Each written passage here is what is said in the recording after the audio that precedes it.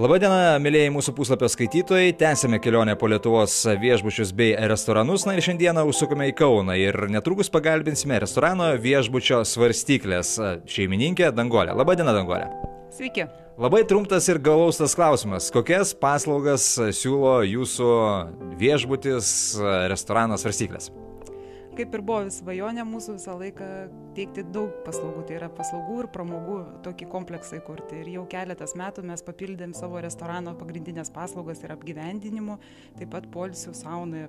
Įsteigėm naują tokią paslaugą kaip pirčių kompleksą, kur svečiai gali ne vien tik tais atvykti pavalgyti, bet ir pailsėti ir tuo pačiu apsigyventi mūsų visame esančiame dideliame komplekse.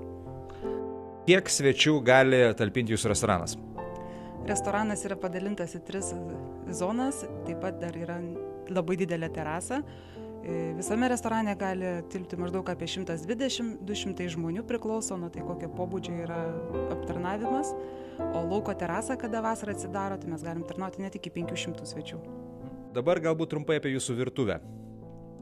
Mūsų virtuvė yra europietiška, klasikinė, tradicinė, taip pat atskira virtuvė dar mūsų, mes teikiam paslaugas kaip kinų patiekalų restoranas. Dirba tikrai iš Kinijos tikri virėjai, iš gan aukštos klasės viešbučių, 5 žvaigždučių, taip kad tikrai kokybę nenusivylysim. O mūsų virėjai visada paruoš pačius nuostabiausius kepsnius, išmarinuotus su puikiais padažais, dekoruotus ir gurmaniškus. Bet dabar turbūt pats laikas trumpai apžvelgti, drįsiu pasakyti, jūsų pasididžiavimą, tai yra viešbutį, ar ne? Ir pirmas klausimas, kiek kambarių yra jūsų viešbutė? Mūsų viešbutis yra nedidelis, bet tikrai labai jaukus. Jame yra 10 kambarių, jie išsidės yra per kelias aukštus.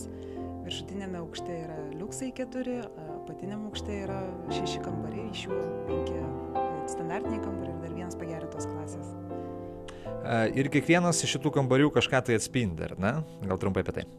Taip, mūsų viešbutė nėra nei vieno vienodo kambario, visi yra išskirtiniai, turinti savo veidą, savo dizainą. Liukso klasės ir pagerintos klasės kambariai turi vardus, tai yra Venecija, tai Venecija jau suprantame, kad tai atspindi būtent Venecijos vaizdus, Italiją, visus dekorus. Taip pat viršuje kambariai yra labai linksmas kambarys, labai jaunatviškas, vitamina, jame labai žavios ir nuotaiką keliančios spalvos, atvira vonia, kur vėlgi galima būtų labai praleisti romantišką naktį. Iš jaunavedžių mėgstamas kambarys yra Moulin Rouge'as, tai yra raudonos ryškios spalvos, kas sukelia, manau, aistrą ir kiekvienas svečias labai pamatęs apsidžiaugia žaismingai raudonas spalvas. Na, o kiti kambariai yra standartiniai, bet jie taip pat yra visi skirtingi, turinti savo spalvą, vieni ryškesni, kiti ramesni. Tiesiog kiekvieną kartą svečias atvykęs gali rinktis vis kitą kambarį ir jaustis esantis lyg kitame viešbutyje. Na, štai dabar savo ekranuose galite matyti, kaip atrodo restorano viešbučio Svarstyklės pirčių kompleksas. Na ir galbūt labai trumpai apie tai, kuo jūs esate išskirtiniai. Visų pirma, tai buvo mūsų idėja ir vizija sukurti pirčių kompleksą neeilinį, tai kad jisai turėtų savo veidą. Ir šiuo atveju tai yra mažoji Italija, tai yra nuostabi Toskanija, Toskanos vartų pavadinta. Čia šioje pirtyje pasijausite tikrai labai jaukiai, ne viešoje įstaigoje, o tiesiog kaip namuose.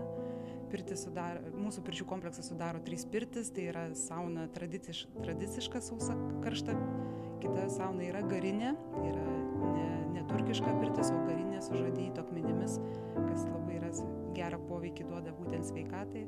Ir 3 pirtis visada, kuri galima atsipalaiduoti, kas nemėgsta karščio, tai yra infraraudonųjų sauna. Na, man nusukus jūsų pirčių kompleksą susidarė toks vaizdas, kad tenais ne vien tai galima mėgautis pirtimis, tačiau galima netgi ir tenais turbūt švęsti kažkokį tai ar gimtadienį, ar jubiliejų, ar kažkokią kitą šventę. Tai turbūt dar viena salė atskira, ar ne?